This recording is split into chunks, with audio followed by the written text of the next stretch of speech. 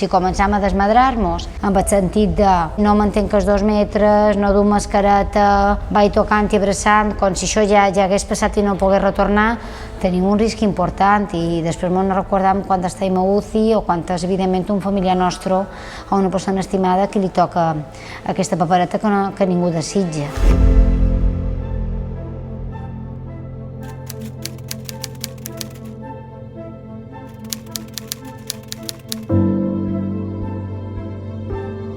Se consideran contacto estrecho todas aquellas personas que están más de 15 minutos a menos de 2 metros y que, claro, al ser contacto estrecho precisan un aislamiento domiciliario de 14 días.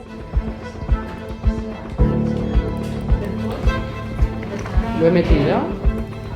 Tenemos más del 50% de casos positivos que son asintomáticos, entonces lo que pasaría si no existiera este trabajo de estudio y seguimiento de contactos estrechos es que podría haber una transmisión en cadena, con lo cual podría haber un brote como ya hemos visto en otros lugares.